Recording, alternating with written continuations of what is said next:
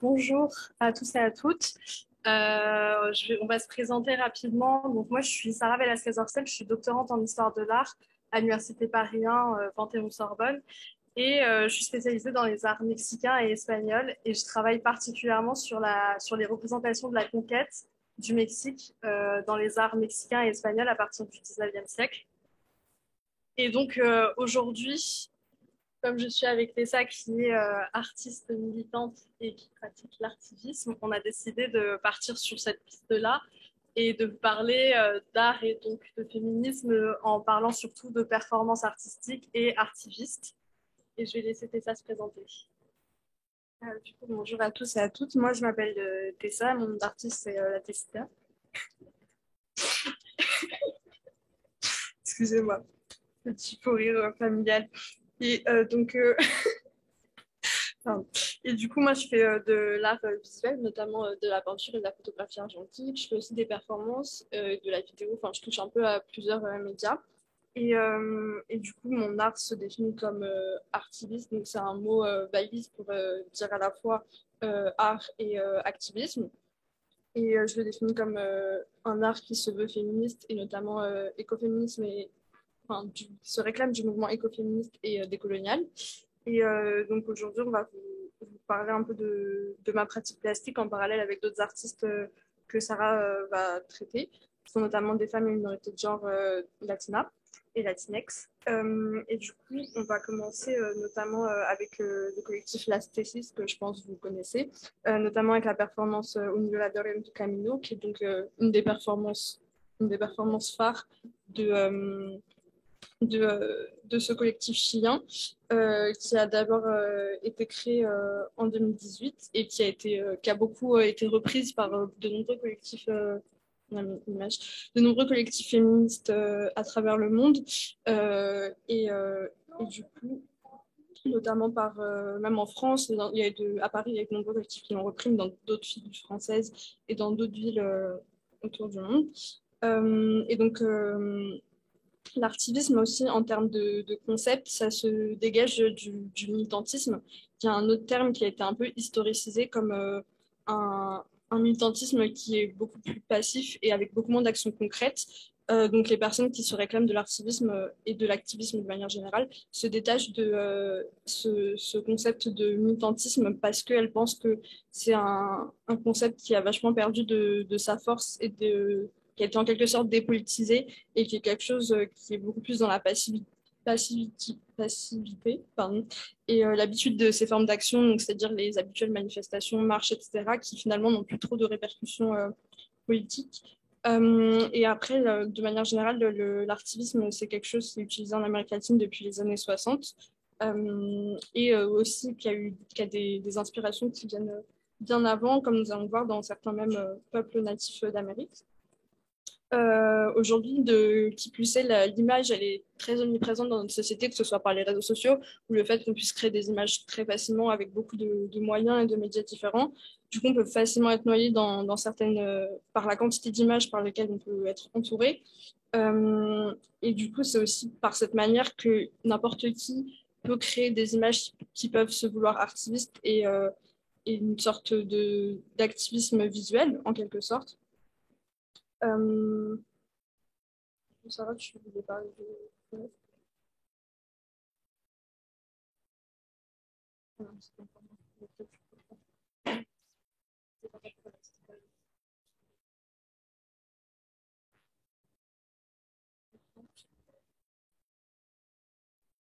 Et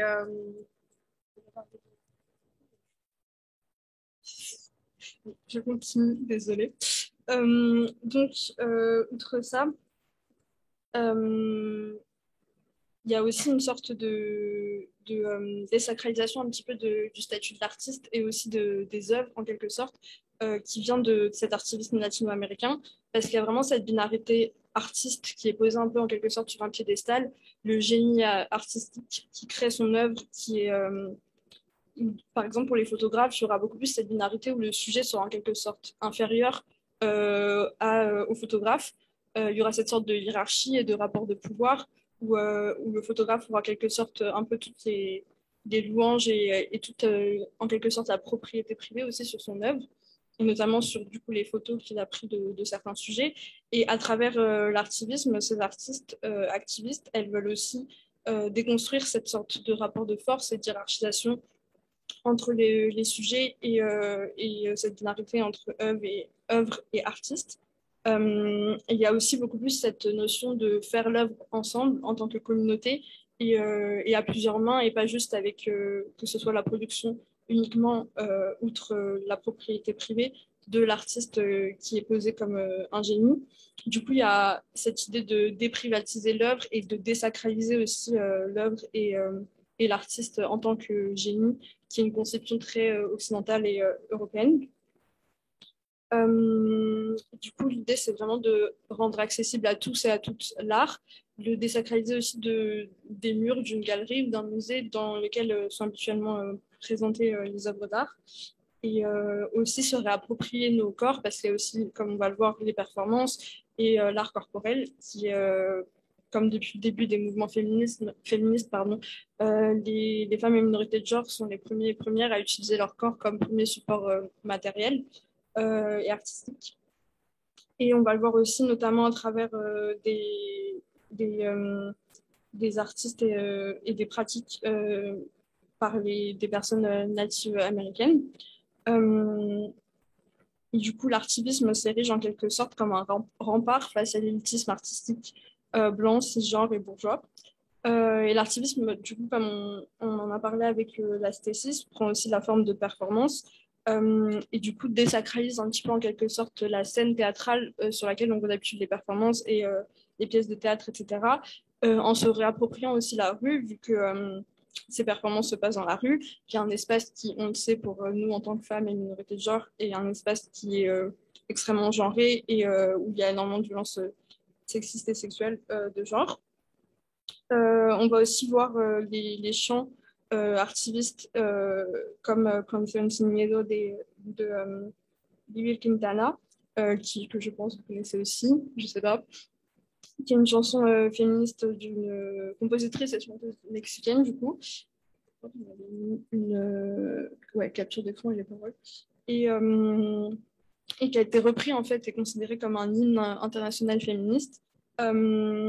Et du coup, il y a beaucoup de ces paroles qui sont reprises même comme des slogans ou comme des tags au sein de l'espace public dans les mouvements féministes latinex. Aussi, on va mobiliser le terme de Abya Yala aussi, que vous devez connaître, je pense, qui est un terme de la langue des Kuna pour nommer le continent du coup américain, se positionnant au contraire du terme du continent américain qui hérite du nom du colon Amerigo Vespucci. Et du coup, c'est un terme Abya Yala qui a été choisi en 1992 d'un commun accord par les nations indigènes. Et on va voir aussi comment le powo, du coup, ouais, c'est ça. C'est des pratiques de danse indigènes d'Amérique, d'Abeyala, du coup, et sur les actuels Canada et Amérique du Nord, qui sont des danses en fait très anciennes. Et powo, c'est un terme algonquin, du coup, qui veut dire guérisseur ou chaman, ou rassemblement de chefs spirituels dans une cérémonie de guérison.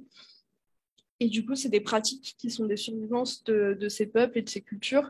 C'est une pratique qui est extrêmement aussi spirituelle et qui ont été longuement interdites au 19e siècle et au début du 20e siècle par les politiques d'assimilation au Canada et aux États-Unis, notamment avec la loi sur les Indiens qui interdisait cette célébration avec plein de célébrations natives américaines, outre le fait qu'elles étaient extrêmement moquées par les colons blancs. Malgré ça, elle a été vraiment interdite jusqu'en 1951, mais malgré ces restrictions, il y a eu quand même des peuples autochtones qui ont continué à tenir ces danses et ces cérémonies, illégalement du coup, pendant toute la première moitié du XXe siècle.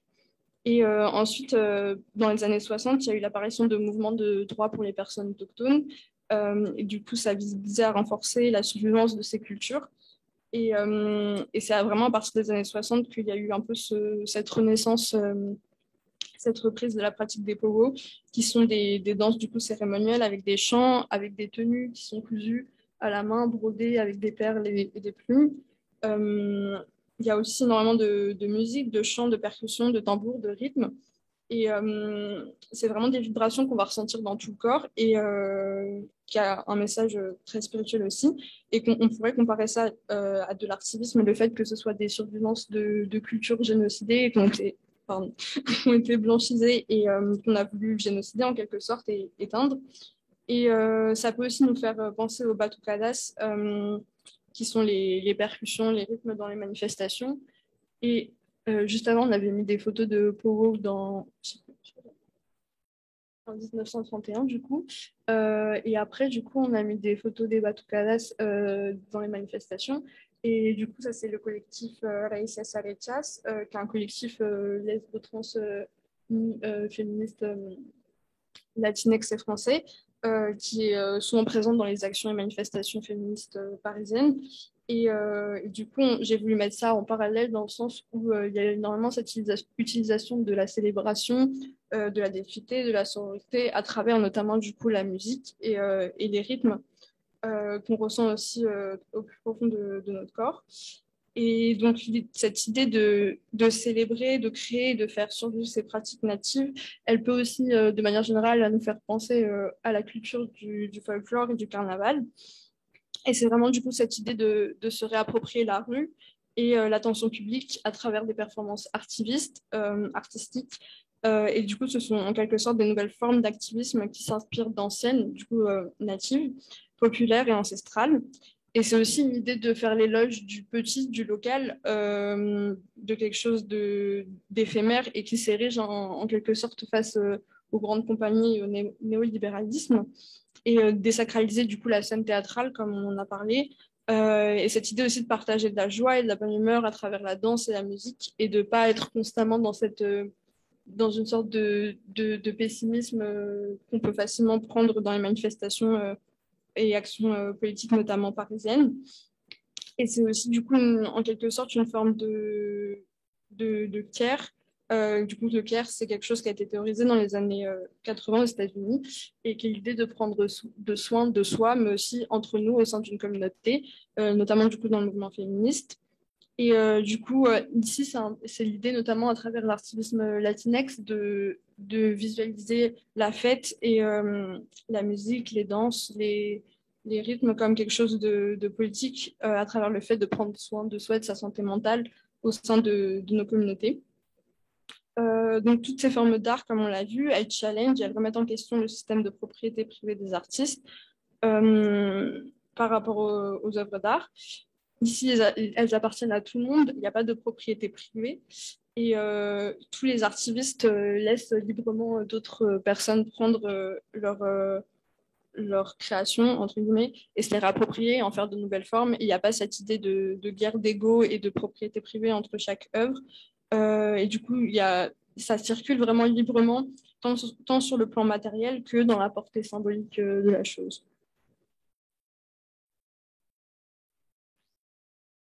Oui, donc Tessa a bien insisté sur le fait que l'artivisme remettait en question les limites de l'art traditionnel, c'est-à-dire qu'on n'est plus au sein de musées ou de galeries, on est dans la rue. Et il y a aussi cet aspect aujourd'hui avec les réseaux sociaux, pardon, avec les réseaux sociaux où en fait il y a des images qui vont beaucoup circuler d'Amérique latine jusqu'en Europe.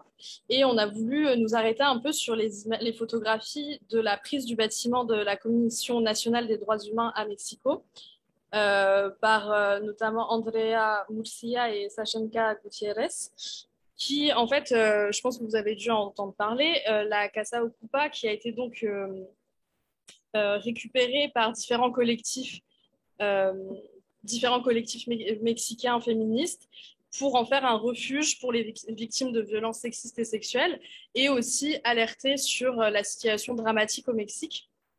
Et ces photographies ont pas mal tourné donc sur les réseaux sociaux. Et moi, en tant qu'historienne de l'art, j'ai pas pu m'empêcher de voir dans ces photographies-là de voir comment ils ont récupéré l'iconographie mexicaine, l'iconographie nationaliste. Donc là, comme on peut voir, elles ont tagué en fait des portraits des grands hommes de la nation mexicaine. Ici, c'est Madero. qui est pardon, j'ai du mal à parler dans le micro, qui est donc un politicien du début de la Révolution de 1910. Et dans cette façon de se réapproprier en fait ces portraits des grands hommes de l'histoire, il y a une façon de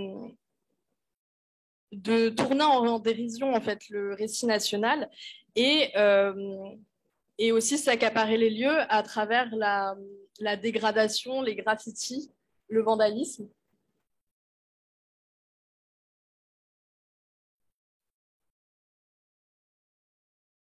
Oui. Et donc, ça fait aussi écho à la pratique photographique de Tessa, qui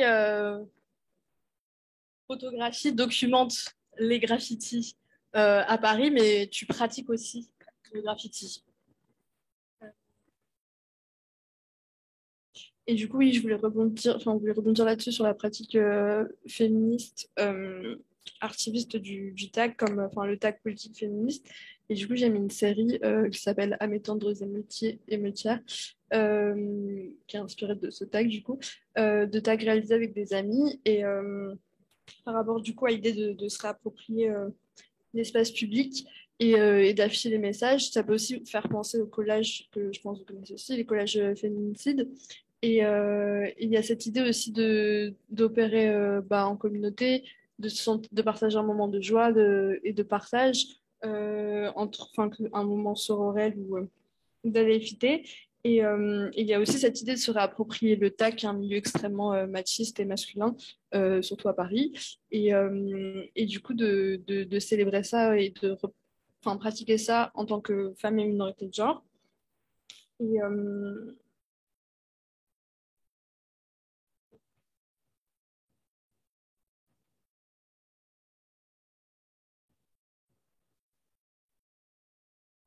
Et donc aussi, à la Casa Ocupa, il y a eu beaucoup comme ça a été fait par des militants qui étaient aussi du Bloque Negro, donc du Black Bloc, qui utilisent des capuches. Mais là, on voit aussi l'iconographie de la lucha libre, qui est un sport, théâtre, spectacle mexicain, où en fait c'est un sport qui est très apprécié des classes populaires au Mexique et qui est une sorte de théâtralisation de la lutte. Et il y a et il y a une artiste, une photographe mexicaine qui s'appelle Lourdes Grobe, qui a documenté cette scène de la lucha libre et qui a fait une série spécialement sur la lucha libre féminine qu'elle nomme la doble lucha, donc la double lutte, pour montrer comment ces femmes à la fois se battent sur le ring, mais aussi dans la vie quotidienne contre le patriarcat et tout ce qui va avec, sexisme, misogynie, etc. Et dans la lucha libre, qui est récupérée comme iconographie par les luttes mexicaines, mais aussi dans les arts, il y a un certain rapport au corps, une théâtralisation des luttes, mais aussi une certaine vision de la masculinité. Et si on vous parle de ça aussi, c'est parce que Tessa a fait une série photographique qui aborde le thème de la lucha libre. Et donc, Tessa va vous parler un peu du coup de cette série dans laquelle elle s'est réappropriée cette iconographie très masculine. Vas-y. Du coup, c'est une série qui s'appelle La Lucha Libre aussi, que j'ai réalisée du coup en 2021, l'an dernier, et dont j'ai réalisé du coup les cagoules que j'ai cousues moi-même et les maquillages. Et après, par rapport aux tenues, j'ai repris des tenues de GRS, c'est une sorte de sport gymnastique, je ne sais pas si vous connaissez, euh, avec cette esthétique un peu super kitsch en fait. Et du coup, c'était vraiment ce que je voulais pour retrouver un petit peu l'esthétique finalement des tenues cousues des luchadores au Mexique. Et, euh, et donc, il y avait dans mes shoots avec dans mes shootings photos avec plusieurs personnes, il y a toujours cette idée de prendre des amis à moi, des adelphes de lutte, parce que je trouve ça intéressant, comme j'en parlais tout à l'heure, d'avoir cette idée de partage et de créer quelque chose en commun et encore une fois de désacraliser cette hiérarchie entre photographes et ces sujets. Et l'idée que on crée tous et toutes ensemble une œuvre, entre guillemets, une production artistique, et il n'y a pas vraiment de hiérarchisation entre moi qui vais prendre des photos et mes sujets que je vais prendre aussi en photo. On est vraiment sur une horizontalité et tout le monde va apporter autant que je ne peux apporter. Du coup, il y a vraiment cette idée de désacralisation de l'artiste et du génie avec des majuscules. Ensuite, c'est des postures hyper caricaturales reprises des... Donc là, j'ai des photos d'inspiration, reprises des images des luttes, enfin des matchs plutôt, de lucha libre, et même par rapport aux costumes, etc. Et du coup, il y a vraiment cette idée de caricaturaliser des positions corporelles hyper masculines et masculinistes en s'y réappropriant. Et en fait, c'était aussi une sorte de mise en scène des cours de cette défense qu'on a commencé à faire entre nous pour apprendre à se défendre face aux agressions sexistes d'hommes dans la rue. Et du coup, il y a vraiment cette idée de partage et oui, de partage de connaissances et de savoir par rapport au self-défense et à la boxe. Et du coup, voilà, et il y a aussi cette idée de se rapprocher des espaces publics, parce que habituellement, les femmes dans la lucha libre, elles sont que présentes pour coudre les tenues et les cagoules dans l'espace privé. Et là, il y a cette idée de sortir de l'espace privé pour aller dans l'espace public et de montrer aussi à la fois tous ces corps minorisés de femmes et minorités de genre qui sont des corps ici présentés comme puissants et en lutte, et encore une fois, sans hiérarchie de domination entre elles et eux.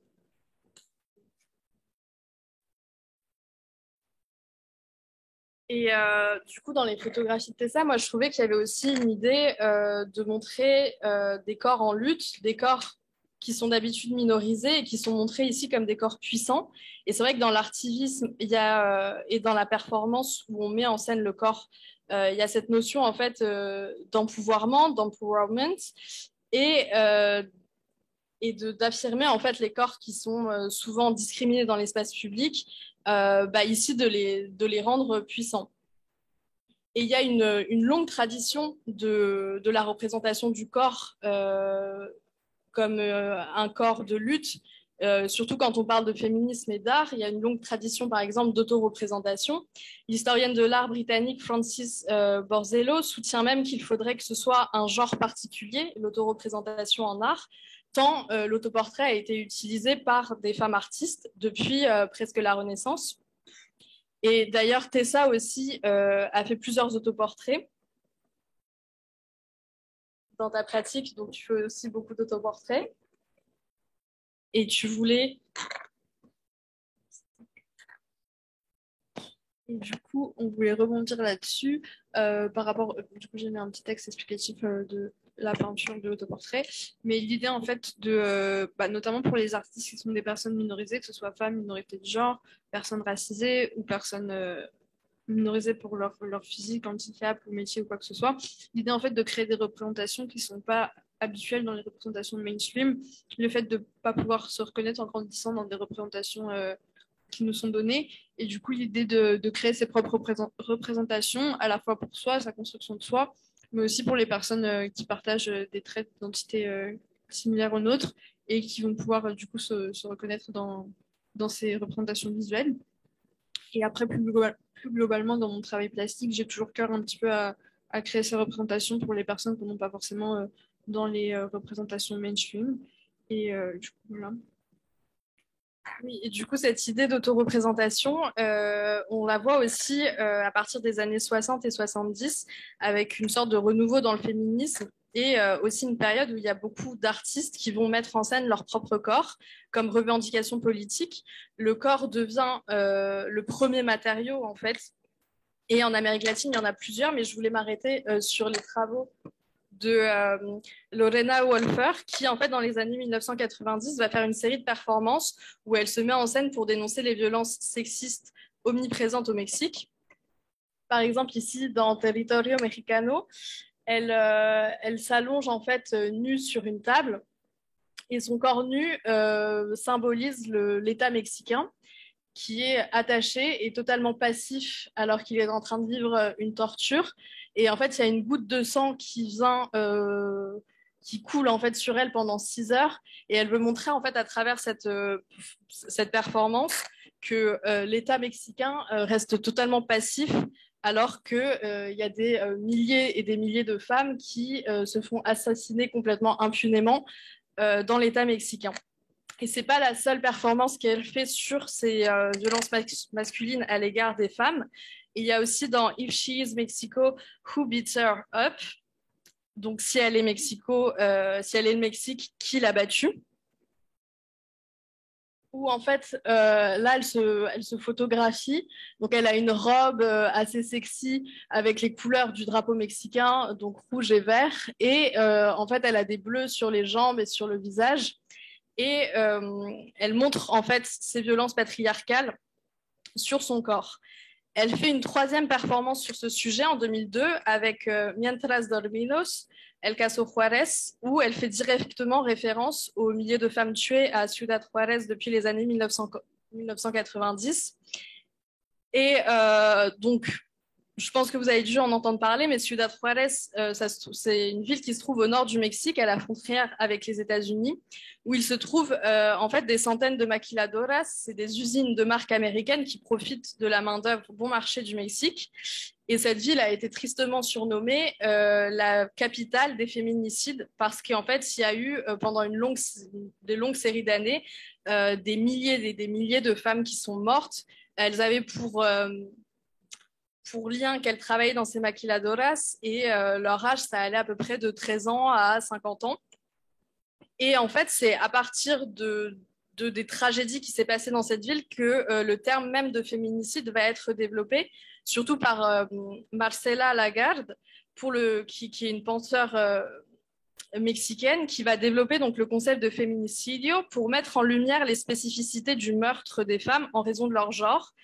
Et en fait, dans son concept, elle veut montrer que le patriarcat permet le fait que ces meurtres soient faits en totale impunité et surtout de montrer que l'État est complice de ces meurtres par son inaction.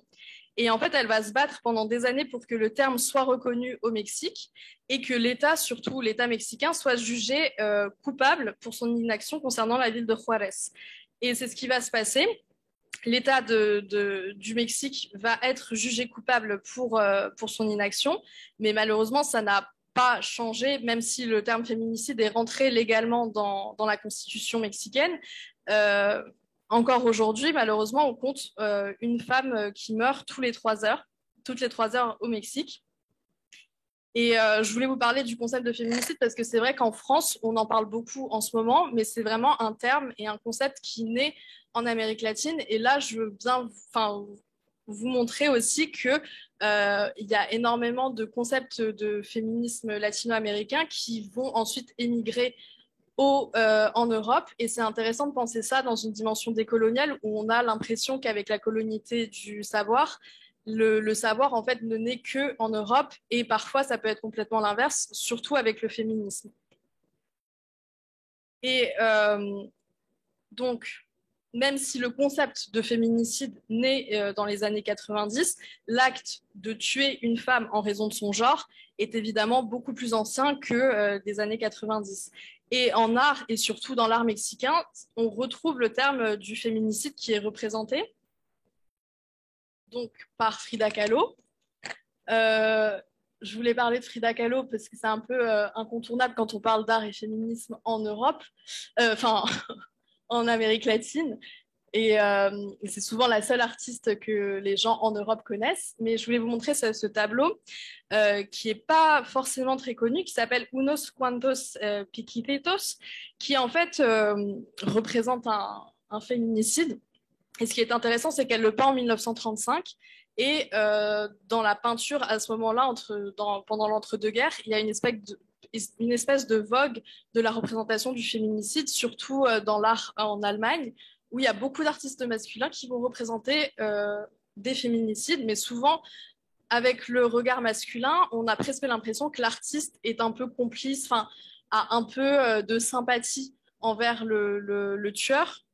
Mais là, pas du tout. Elle veut montrer en fait la cruauté de la scène, mais surtout la banalité de la scène, parce qu'en fait, elle reprend les codes de l'art populaire mexicain qui représente en fait souvent, on a ça dans les marchés, des petites représentations de scènes quand on va chez le dentiste ou quand on va au marché, qui sont en fait des petites scènes banales comme ça de la vie quotidienne. Et là, donc, elle reprend ce code-là avec les petits oiseaux qui portent comme ça le titre de la scène, etc. Et elle montre aussi le fait que l'homme qui vient d'assassiner sauvagement sa femme n'a aucun remords puisqu'il est presque en train de sourire. Et en fait, elle s'inspire d'une histoire qui est vraiment arrivée.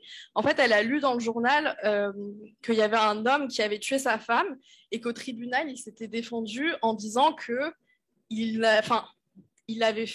avait donné simplement des petites piqûres.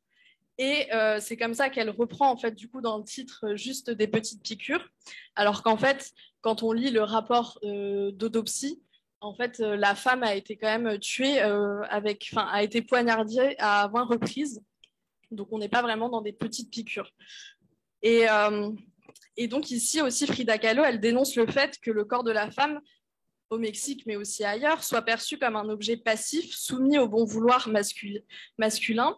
Et donc, si ce corps passif n'est pas exclusif aux femmes latinas, on peut aussi noter une forme de spécificité avec l'histoire coloniale, puisque la conquête de l'Amérique, donc la domination européenne sur une population jugée inférieure, est aussi une conquête patriarcale. Traditionnellement, en fait, la terre est associée à la femme, à sa fertilité, et la femme indigène, au même titre que la terre, devient un objet de conquête, de possession. Et en fait, dans l'art mexicain, c'est ce qu'on retrouve aussi. Par exemple, le premier tableau qui représente un nu féminin dans l'art mexicain, c'est celui de Felipe Gutiérrez, qui s'appelle La Cazadora de las Andes. Et en fait, il représente une femme indigène, mais quand même très blanchissée, qui est nue et qui se fond complètement en fait avec le paysage. Et donc, il y a cette espèce de rapport entre la femme nue qui est offerte au même titre que le territoire. Et on n'a pas que ça dans l'art mexicain du 19e siècle, mais aussi dans le 20e siècle, après la Révolution de 1910, avec ce qu'on appelle le Renacimiento, donc Renaissance, de l'art mexicain, où il va y avoir Diego Rivera, José Clemente Orozco, qui vont reprendre aussi cette iconographie de la femme, enfin, qui vont en fait faire de la nation mexicaine primitive une femme voluptueuse, désirable, qui s'offre complètement au regard masculin et qui presque en fait accepte la conquête espagnole. Il y a aussi donc dans le tableau de Orozco qui représente les parents de la nation mexicaine, donc celle qu'on appelle la Malinche et Cortés. Et en fait, on voit que la Malinche est complètement soumise à la main de Cortés, et c'est vraiment pour montrer on voit en fait cette soumission de la femme indigène et qui s'offre en fait aux conquistadors. Et cette idée en fait de la femme indigène qui est comme la terre fertile des territoires de conquête est aussi repris en fait par certains artistes, certains militantes, certaines militantes en fait indigènes féministes, dont le collectif anarcho-féministe bolivien Mujer Creando, qui en 2017 en fait fait un mural où elle marque le slogan ni la terre ni les femmes sont des territoires de conquête, qui est devenu très populaire quand on parle d'écoféminisme. Et en fait, elles veulent dénoncer la conquête patriarcale, mais aussi remettre en fait en question la vision réductrice de la terre-mère, qui enferme les femmes et la terre dans un rôle reproducteur. Donc en fait, après aussi, elles rajoutent dans leur texte qu'elles publient sur leur site internet que la terre n'est pas une femme et les femmes ne sont pas la terre. La nature n'est pas la mère reproductrice de la vie pour l'homme et notre fécondité n'est pas naturellement là au service de la volonté masculine. Et en fait, réduire la femme et la terre à une même entité féminine sacralisée dans sa fécondité, c'est aussi, ça découle aussi d'une opération en fait de domination patriarcale où les femmes et surtout les femmes indigènes sont censées devoir remplir leur rôle naturel de maternité. Et on a un tag que j'avais fait récemment. Et juste, j'ai oublié un i de poésia parce que j'étais en train d'écrire à l'envers le truc. Voilà, c'était un petit mea culpa. Et du coup, c'était juste pour rebondir là-dessus, sur l'art mural, comme on a déjà parlé tout à l'heure. Et du coup, c'est une peinture que j'ai réalisée où c'est mentionné Me cuidan mis amigas no la poesía, qui est aussi un slogan féministe assez connu, je pense, qui se positionne clairement comme anti-police et aussi anti-carcérale.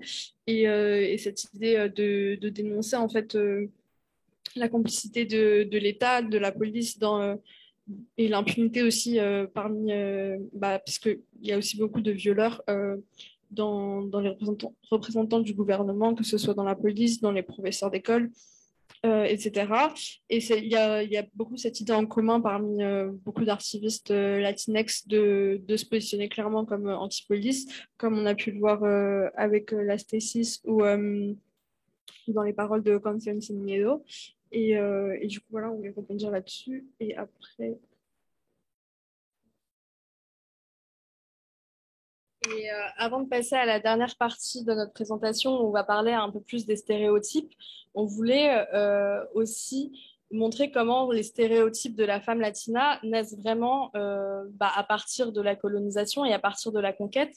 Et je voulais vous montrer juste une seule représentation de la conquête mexicaine qui est faite par Félix Parra euh, au XIXe siècle, en 1877, pour vous montrer en fait que dans les représentations de la conquête et même dans l'idée de la conquête, il y a cette idée que les hommes indigènes sont tous morts et que seuls les seuls survivants sont des femmes et c'est elles qui vont devoir repeupler la nouvelle nation et donc s'offrir aux conquistadors pour pouvoir repeupler cette terre. Et pour vous montrer en fait du coup cet aspect très réducteur de la femme indigène qui est là juste pour se reproduire. Mais il y a une vision en fait très paradoxale parce qu'à la fois elle est la mère de la nation, cette femme indigène, mais en même temps, comme elle s'est unie avec les conquistadors, elle devient une traîtresse de la nation.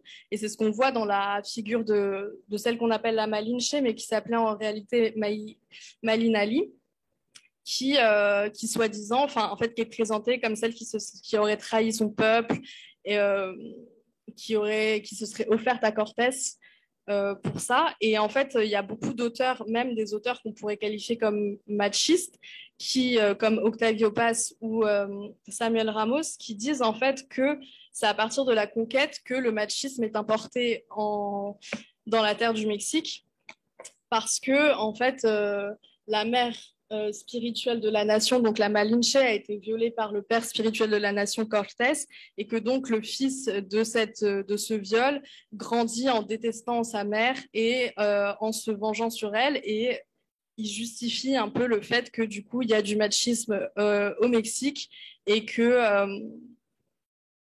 ce serait à cause de ça. Mais en fait, ce qui est assez drôle dans leur vision d'Octavio Paz et de Samuel Ramos, c'est que tous les deux, quand on regarde leur vie, c'est des gros machistes qui ont même été accusés d'avoir tapé leur femme et tout ça, et qui en fait essayent de justifier sur la conquête qui certes a amené cette domination patriarcale et l'exotisation et la fétichisation de comment on traite maintenant les femmes latinas, mais il y a énormément de stéréotypes machos qui sont bien mexicains et qui sont en fait même pas bien mexicains, mais qui sont juste dus au patriarcat qui est partout dans le monde. Et donc, on voulait vous parler pour notre dernière partie sur les stéréotypes qui ont été imposés à partir de la colonisation, mais qui perdurent encore aujourd'hui. Et Tessa a fait une performance sur ces stéréotypes. Ouais. Qui a fait donc. Vas-y. Du coup, ça, premièrement, c'était des collages que j'avais réalisés. Je n'ai pas mis la date, mais c'était il y a 2 ans. Donc, collage féminicide que vous connaissez, je pense, et que j'avais réalisé à tes souhaits. Que j'avais réalisé avec le collectif féministe de Paris, des étudiants et étudiantes dans la fac du coup dans laquelle j'étais, et c'était suite à des propos hyper sexistes et fétichisants qu'un prof m'avait dit par rapport au fait que j'étais franco-latina, et j'avais essayé de discuter avec lui en vain, et du coup j'avais décidé d'aller coller avec des amis du collectif autour de la fac par rapport à ces propos. Et du coup, il y a cette idée, encore une fois, de réappropriation de la rue et de l'espace public, et aussi, comme on en avait parlé tout à l'heure, de quelque chose qui est extrêmement empouvoirant, outre le fait de partager quelque chose au sein de nos communautés en tant que personnes minorisées. Et du coup, après, on avait une performance que j'ai faite euh, qui s'appelle Hot Young Latinas Doing Extreme Stuff, qui est une performance que j'ai faite cette année. Et du coup, qui reprend en fait initialement sur les pancartes, en fait, c'est des témoignages et des propos que j'ai récoltés de femmes franco-latinas ou de femmes latinas des propos qu'elles ont reçus tenus par des hommes français les sexualisant et les fétichisant. Et du coup, l'idée, c'était de montrer ces termes et de confronter les passants et passantes à la violence de ces propos, parce que c'est des propos qui sont extrêmement banalisés et qu'on entend tellement nous-mêmes qu'on a presque assimilé finalement et qu'on a même dénaturé de leur violence. Et il y avait cette idée, encore une fois, de faire communauté et de se rejoindre parce qu'une fois que j'avais partagé certaines réponses, des témoignages de propos que certaines femmes franco-latinas ou latinas m'avaient dit. Il y avait beaucoup d'autres femmes qui me disaient qu'elles avaient reçu la même chose. Et du coup, il y avait cette idée vraiment de rassembler les vécus qu'on avait en commun finalement et de montrer qu'on n'était pas seul par rapport à ces expériences et ces violences confrontées et que c'était finalement une violence systémique que les femmes et minorités de genre latinas et franco-latinas vivent en France et de manière générale en Europe, enfin dans les pays du Nord blanc, quoi. Et du coup, il y a cette idée aussi de dénoncer cet imaginaire qui vient clairement de la colonialité, de ce male gaze et presque white male gaze finalement. Et, euh, et après, il y a d'autres photos. Non. Et du coup, je pense que c'est des phrases que vous avez malheureusement déjà entendues, les personnes latinas ici. Et on se sait, voilà. Et du coup, il y a vraiment cette idée d'essayer de déconstruire la violence de ses propos. Et après, on avait fait ça en plus en plein Châtelet. Du coup, il y avait beaucoup de passages et beaucoup d'hommes énervés aussi qui sont venus nous insulter sans raison, littéralement. Et il y avait, je veux bien que tu mettes l'autre photo.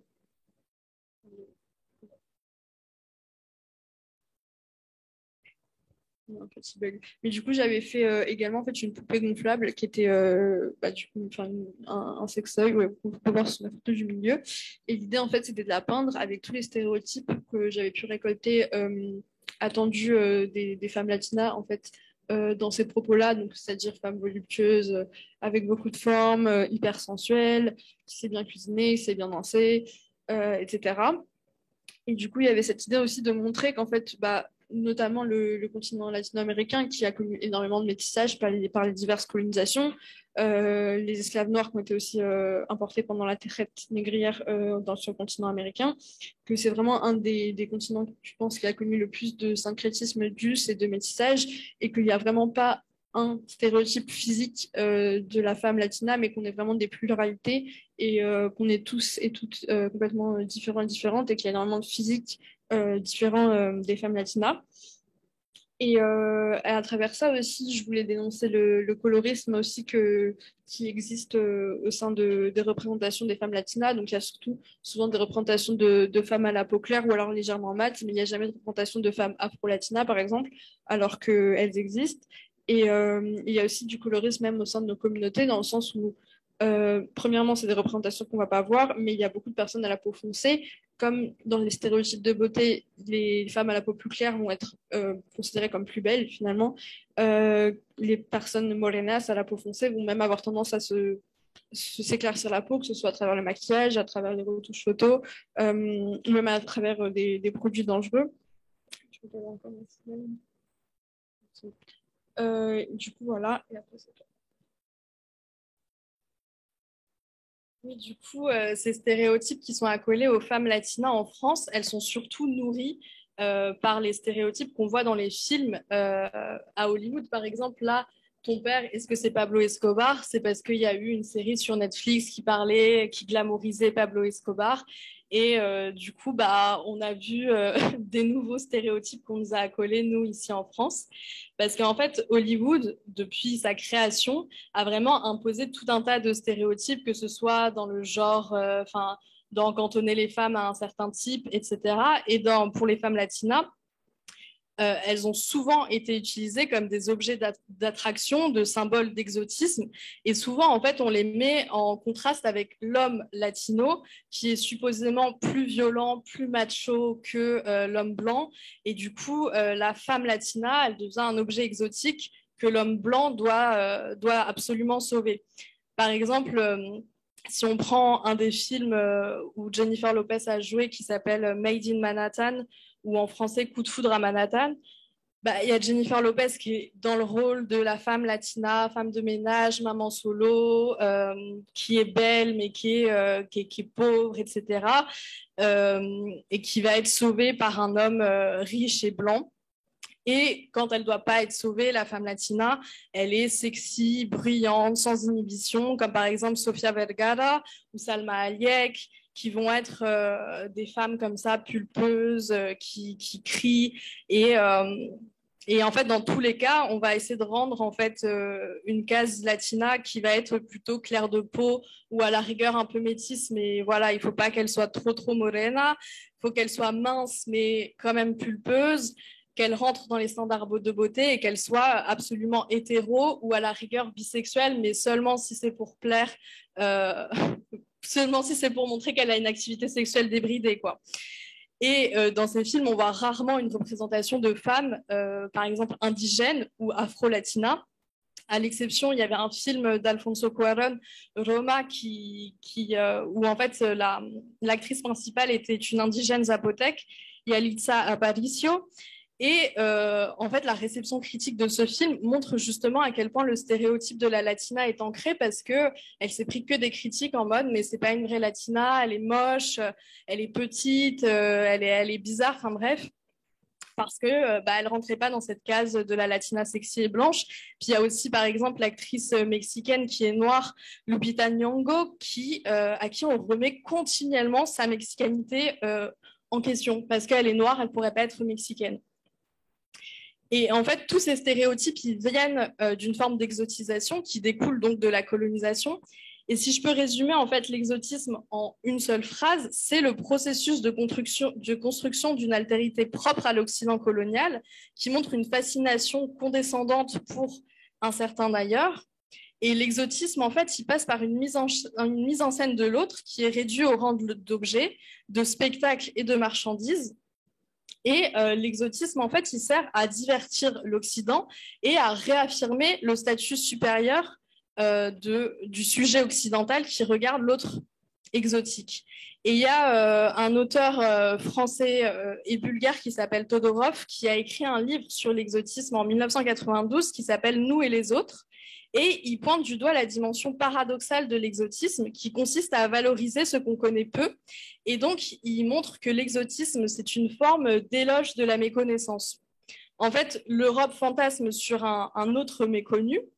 Et même très souvent, on le voit en fait quand on parle avec des touristes européens qui vont voyager dans des contrées lointaines et qui vont être très déçus parce qu'en fait, la réalité de l'autre exotique qu'ils avaient fantasmé les déçoit. Par exemple, ils voulaient jouer au White Saver et en fait, ils arrivent dans une ville au fin fond de l'Afrique et ils se rendent compte que les gens ont aussi Internet, des téléphones portables et ils sont là genre, oh là là, c'est pas l'autre, c'est pas moi qui vais apporter la civilisation, mais on le voit aussi en Amérique latine où il y a beaucoup de gens qui vont voyager là-bas et qui après rentrent en nous disant mais en fait l'Amérique latine je pensais qu'il y avait des Indiens dans des jungles etc et en fait les gens avaient aussi une connexion Wi-Fi et donc en conclusion on peut conclure ensemble avec Tessa on voulait un peu finir sur une note positive pour en fait se dire que pour lutter contre l'exotisme, il faut lutter contre la méconnaissance, faire connaître, diffuser du savoir sur ces autres régions qu'on a exotisées, tant sur le plan militant qu'artistique et aussi dans les sciences humaines. Et donc l'artivisme est un bon exemple de lutte parce que il mélange tous ces points-là, tous ces médias. Voilà. Et du coup, là, il nous reste une demi-heure. Si vous avez des questions, on sera ravis d'y répondre. Oui. Merci.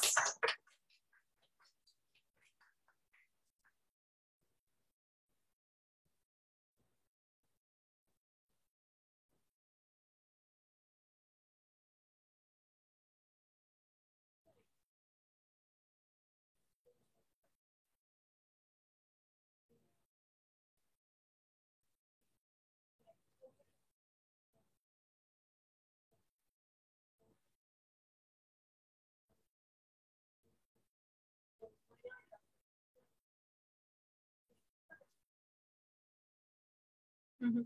Bah, en fait, l'idée, c'était que, enfin, je sais pas du coup si les personnes sur le Zoom, vous avez entendu la question, mais la question, en fait, c'était pourquoi utiliser, ouais, pourquoi utiliser les pancartes pour la performance. Bah, désolé, le micro est tombé.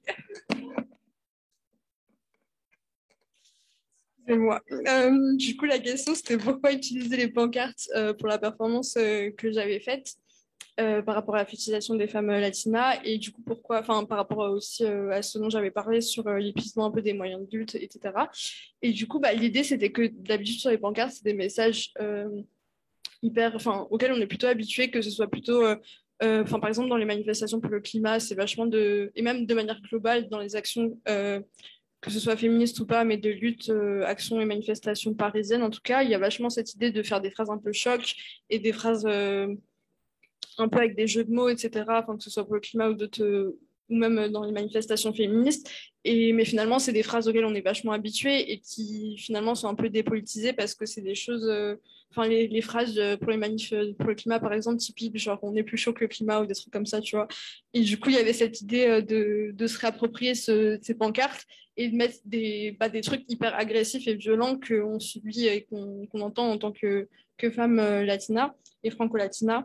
Et après, je sais pas si c'est pertinent comme utilisation, mais en tout cas, je pensais que ça pouvait être intéressant de confronter en fait les gens sur la violence de ces propos qu'on reçoit et qui sont des messages qu'on reçoit bah, enfin, sur des réseaux sociaux ou par message et du coup finalement qui sont contenus en quelque sorte à l'espace privé vu qu'on reçoit ce message chez nous et que les autres gens ne le voient pas forcément quand c'est des messages privés. Et du coup, il y avait cette idée bah, de confronter les hommes français notamment à la violence de leurs propos et de ne pas leur laisser de choix de détourner le regard ou pas en fait.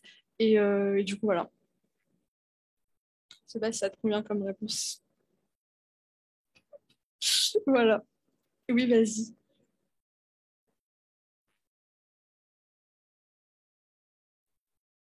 Ok. Du coup, la question pour les gens sur Zoom, c'était quelle expérience d'artivisme que j'ai préférée. Et c'est une bonne question. En soi, je sais pas trop. Euh, Mais en soi, enfin, en ce moment, j'aime beaucoup taguer du coup avec des amis. Parce qu'avant, je faisais plus du collage. Enfin, le problème, c'est qu'il y a beaucoup d'entre-soi dans les milieux féministes parisiens. Et il y a eu beaucoup de dramas, d'histoires dans le mouvement des collages féministes de Paris. Et du coup, enfin, c'est un peu toujours des guerres d'ego, des entre-guerres. Et du coup, enfin, il y a ce truc aussi où on se lasse. Et du coup, on est fatigué de ces milieux-là. Enfin, moi, c'est un peu ce que ça m'a fait avec les collages féministes de Paris.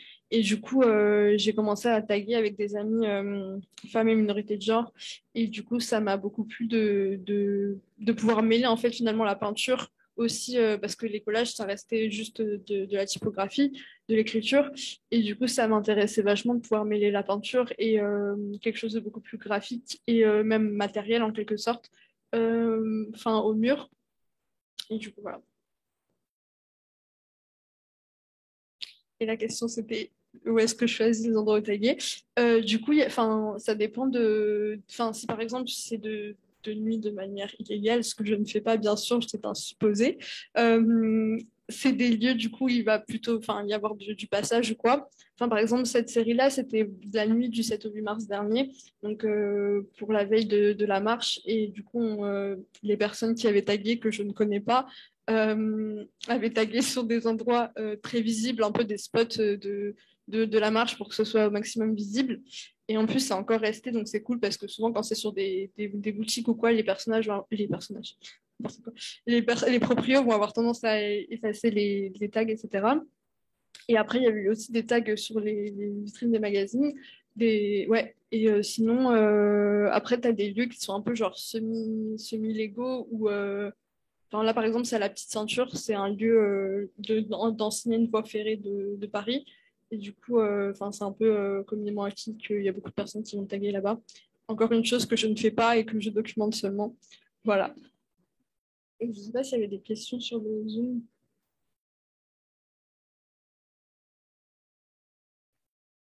Voilà, je ne sais pas si vous avez d'autres questions aussi. Ah, comment pouvons-nous continuer une lutte féministe latino-américaine en tant qu'immigrant en France? Euh, je réponds.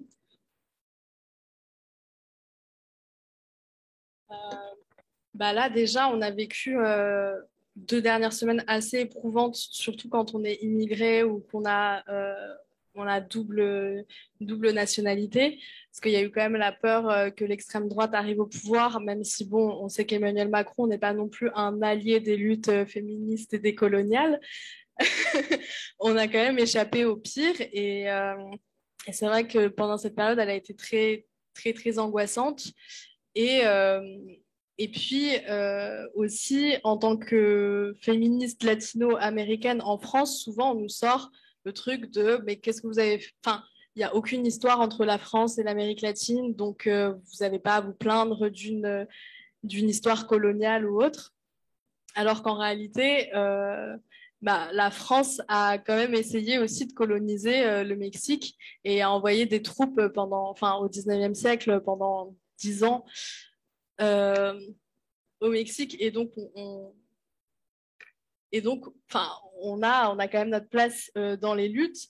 Et, euh, et comment continuer la lutte? Je pense que c'est aussi de ramener les richesses et les spécificités qui font de nos luttes en Amérique latine, qui sont des luttes qui sont très difficiles, mais qui sont aussi assez festives. Et je trouve que dans le milieu militant français, on n'a pas du tout cette notion-là de care ou de fête. Enfin, comment la fête peut aussi être politique et comment prendre soin des uns des autres, c'est aussi une action politique.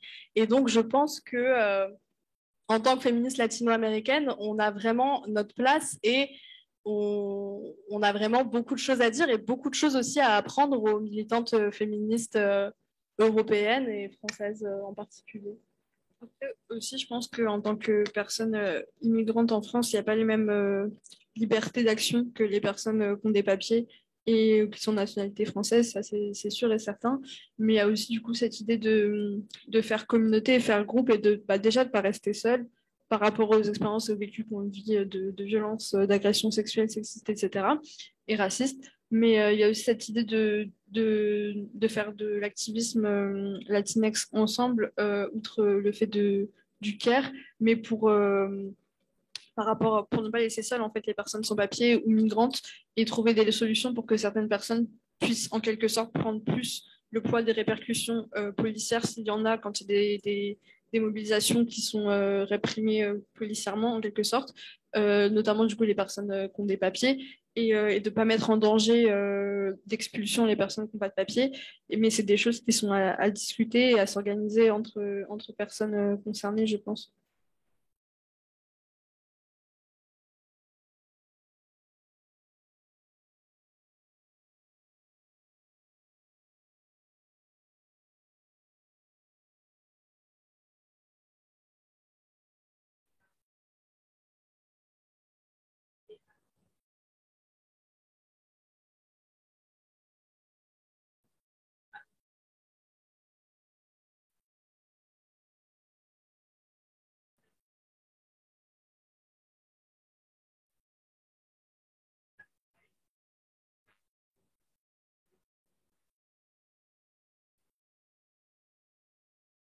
Du coup, la question pour les personnes sur Zoom, c'était comment je gère un peu, enfin, quelles sont les réactions des personnes par rapport au fait que je fasse un art qui n'est pas forcément perçu comme légitime, donc les tags, les performances, les peintures, etc. Enfin, ouais, les peintures murales, etc.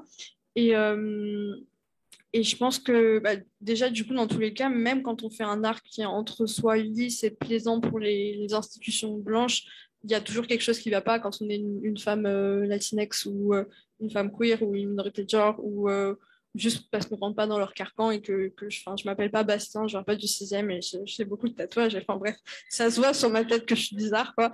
Et du coup, déjà, il y a cette idée que même en essayant de faire quelque chose qui leur plaît, ça leur plaira jamais. Donc, autant faire quelque chose qui leur plaira vraiment pas. Enfin, en tout cas, moi, c'est ce que je me dis. Et, euh, et du coup, enfin, je pense qu'il y a aussi vachement. Je sais pas vraiment si c'est une chance, mais en tout cas, moi, je peux beaucoup médiatiser mon art par les réseaux sociaux. Et ça permet en quelque sorte d'avoir une galerie ouverte, enfin, de pouvoir, entre guillemets, exposer, même si c'est pas exposer, mais tu peux créer des opportunités que les personnes, enfin, les artistes peuvent pas vraiment avoir ces opportunités quand enfin, il n'y a pas les réseaux sociaux. Et il y a aussi cette sorte de démocratisation de l'art et de partage des savoirs et de l'art. Et ça va vachement en lien du coup avec l'artivisme. Et du coup, il y a cette idée aussi, il y a ce moins dans le sens où quand tu vas pas faire une image percutante de création visuelle, ça va beaucoup moins marcher. Et qu'il y a vraiment cette idée, bah, comme on l'a dit dans la conférence, de l'image, vraiment de l'obsession de l'image, bah, notamment sur Instagram et sur les réseaux sociaux. Et quand c'est pas quelque chose tout de suite d'hyper esthétique ou de plaisant visuellement, les gens vont beaucoup moins s'y intéresser. Mais et du coup, ça peut être un peu démoralisant en tant qu'artiste pour sa propre estime de soi et ses travaux. Mais en tout cas, moi, j'essaie toujours de travailler avec des collectifs féministes qui mettent en avant des sortes de curations qui mettent vachement en avant les femmes et minorités de genre ou les personnes racisées, queer, etc. Et je pense que c'est ce reversement qui est en train de s'opérer dans le milieu de l'art qui est hyper intéressant. Évidemment, c'est pas quelque chose qui va se faire immédiatement parce que c'est des institutions qui sont dominées par des personnes blanches, riches et cisgenres, clairement queerphobes et objets racistes et hyper sexistes et validistes. Et je pense que ouais, c'est quelque chose qui sera petit à petit, mais qu'avec les réseaux sociaux, ça nous permet d'un peu renverser ça et encore une fois aussi, de renverser ces hiérarchisations entre les personnes qui peuvent être exposées et les personnes qui ne le peuvent pas et qui on voit le plus dans les médias et les représentations. Et il y a cette opportunité-là, je pense, qui est vachement à saisir et qui est vachement en train de s'opérer sur les réseaux sociaux. Voilà. Si je peux réagir un peu aussi en historienne de l'art, moi je sais que pour avoir parlé aussi avec certains galeristes, ils sont bien en train de se rendre compte que l'art traditionnel et le monde de l'art qui s'est construit jusque-là est vachement en train de changer avec les réseaux sociaux. Parce qu'en fait, déjà, un artiste, par exemple, avec les réseaux sociaux, peut s'exposer seul, peut vendre ses œuvres complètement seul et doit plus passer par cet intermédiaire de la galerie ou de l'institution. Et donc, bah, évidemment, les galeries vont commencer à perdre de l'argent parce que s'ils n'ont plus d'artistes à exposer. Et je sais qu'il y a énormément de galeristes qui essayent maintenant de regarder sur les réseaux sociaux pour essayer de récupérer des artistes qui ont pas mal de followers, etc. Même si on reste dans une dynamique pour eux, de vouloir exposer quelque chose qui va se vendre dans leur public qui est plutôt bourgeois et privilégié, il y a quand même cette espèce de changement, en fait, grâce aux réseaux sociaux, puis aussi grâce enfin pas grâce, mais à cause des pandémies où il y a eu quand même pas mal d'institutions culturelles qui sont fermées et qui ont été touchées, impactées par ça. Je pense que les réseaux sociaux, ça peut être un milieu où il y a toutes les violences, mais ça peut aussi être un moyen pour les artistes qui sortent de ces cadres-là de pouvoir s'exposer, se visibiliser sans l'intermédiaire de ces institutions.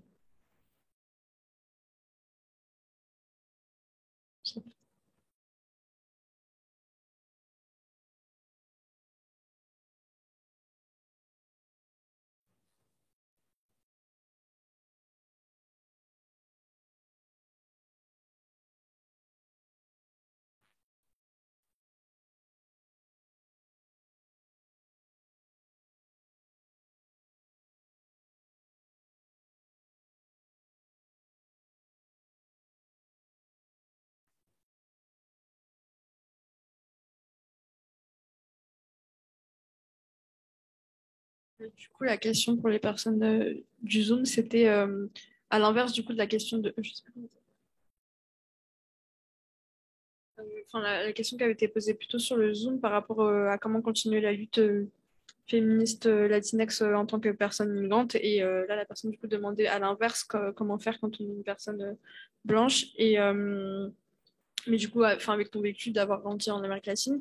Et bah, je pense que encore une fois, c'est une question hyper complexe comme à l'opposé. Mais je pense que l'idée, c'est d'essayer d'apporter ton aide et le maximum que tu puisses aux personnes concernées et de aussi, enfin, comme dans tout, je pense, parce qu'on a tous et toutes des privilèges, même si on est des personnes racisées ou queer, etc., on a tous des privilèges sur certaines conditions, conditionnements, de toujours se remettre en question, en fait, et je pense que c'est le propre dans tous les cas de l'activisme, outre de toute une vie dans tous les cas, c'est de se remettre en question régulièrement et d'échanger, de questionner les personnes concernées, si c'est OK ce qu'on fait actuellement, ou si, et aussi, je pense, ne pas prendre tout l'espace. Enfin, en fait, l'idée, je pense que c'est vraiment de pas de répéter des dynamiques de domination qu'on subit déjà et pas de les répéter au sein de nos milieux féministes ou au sein de nos cercles de lutte pour pas recréer des entre-soi d'oppression, que ce soit patriarcal, sexiste, homophobe ou quoi que ce soit, et de se remettre en question. Ouais, mais enfin, je ne veux pas avoir de réponse absolue non plus, quoi, mais voilà.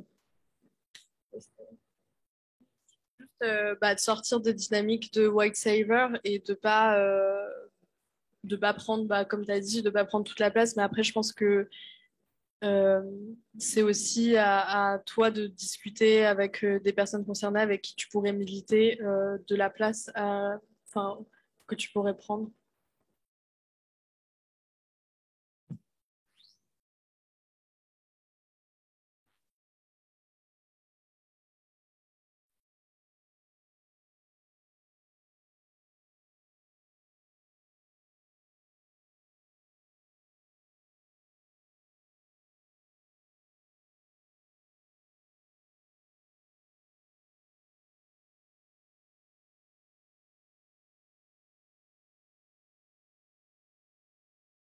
Euh, Oui, donc je répète la question pour les gens sur Zoom.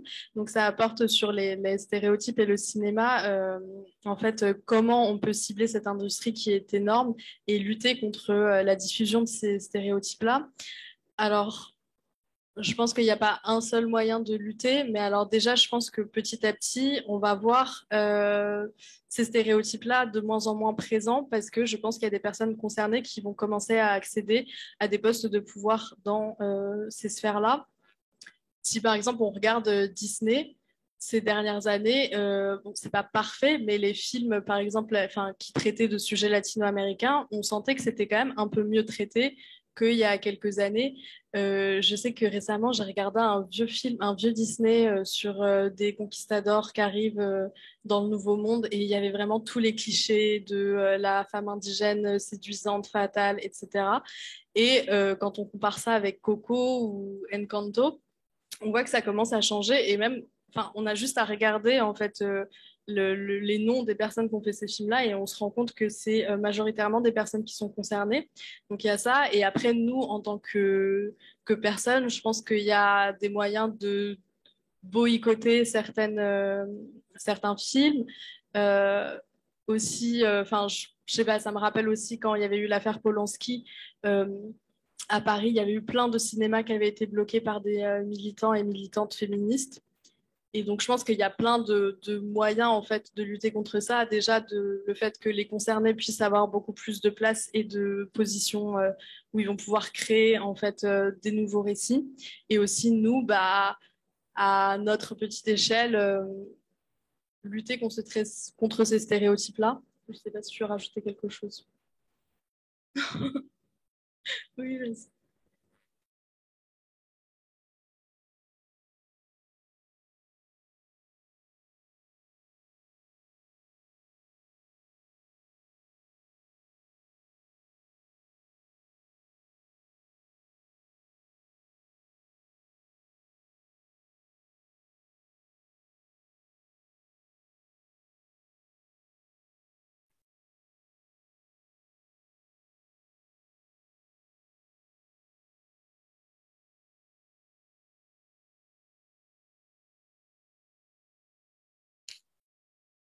Du coup, la question, c'était par rapport à la performance que j'avais faite sur la fétichisation des femmes latinas qui avait eu lieu à Châtelet. Par rapport au fait que j'avais reçu beaucoup de haine parce que ça avait été vachement extrapolé, parce en gros, il y avait une pancarte que j'avais tenue en plus moi et où il y avait des propos du coup qu'un homme m'avait dit et qui était t'es pas mexicaine, tu mens, t'es une sale arabe. Et en fait, je l'avais tenue, mais en voulant dénoncer du coup ce double racisme, aussi la bêtise du racisme des hommes français d'assimiler les femmes latinas à des personnes nord-africaines.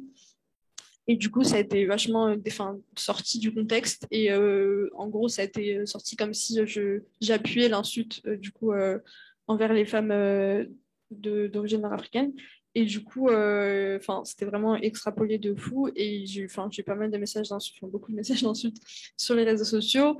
Et il y a eu énormément de commentaires, de DM, etc., de repartages, d'incitations à aller m'insulter. Enfin, vraiment, technique de call-out basique, quoi. Et du coup, premièrement, déjà, j'avais désactivé mon compte parce que ça allait vraiment trop loin. Et le truc, c'est que c'est pas la première fois que ça m'arrive, malheureusement, puisque dans les milieux militants, il y a énormément ce truc de conscience de pureté militante. Et c'est aussi un truc vachement de reproduction de flicage, en fait, entre nous, de techniques de police, en fait. de contrôler, enfin, parce qu'en fait, c'est quelque chose d'hyper vicieux, où il y a aussi ce truc des réseaux sociaux, où il y a un peu la starification d'une personne activiste, et du coup, le fait que dès qu'elle va dire quelque chose qui peut être considéré comme politiquement pas correct, la striker immédiatement pour ça, parce qu'il y a un truc de haine et de relation de starification, en fait. Et du coup, bah, c'était pas la première fois que ça m'arrivait, et c'est vrai que ça fait, enfin, toujours hyper douloureux comme expérience. Et enfin, moi, je sais que en général, je prends toujours beaucoup de temps pour moi et passer du temps avec ma famille et mes amis, juste pour essayer de se recentrer. Après, c'est des moments où je me remets aussi énormément en question parce que forcément, quand des personnes concernées viennent te dire que ce que tu as fait est pas OK, bah, forcément, tu vas te remettre en question, surtout dans le milieu militant féministe. Et du coup, j'ai même pensé à faire des réactions par rapport à ça. Pour essayer de calmer les choses et les personnes concernées qui me disaient que c'était archi pas OK et d'avoir fait ça. Mais le truc, c'est que dans tous les cas, ça allait re-enrayer la chose et ça servait un peu à rien. Du coup, j'ai choisi de supprimer la photo des slides de la publication. Et du coup, voilà. Mais c'est vrai que c'est toujours quelque chose qui est hyper douloureux et je pense pas que j'ai non plus de technique magique sur comment réagir à ça. Mais c'est vrai que c'est hyper dur aussi de faire la part des choses sur juste de pas être trauma des milieux militants et de revenir aussi là-dedans. Enfin, ça m'a pris vachement de temps aussi de reprendre les activités militantes pour la commune dans le sens où bah, on a toujours peur de se refaire striker pour un truc ou enfin même on devient un peu parano et tout on a l'impression qu'on va se faire insulter par tout le monde et dans la vraie vie, pas que sur les réseaux sociaux. Et mais enfin ouais, c'est quelque chose qui est toujours une expérience hyper douloureuse et qu'on devrait vachement remettre en question, je pense, dans nos rapports de starification des personnes militantes et de techniques de flicage, de keuf littéralement entre nous quoi. Voilà.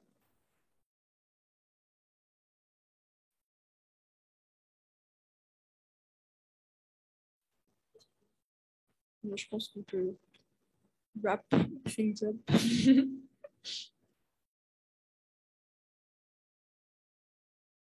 Merci beaucoup.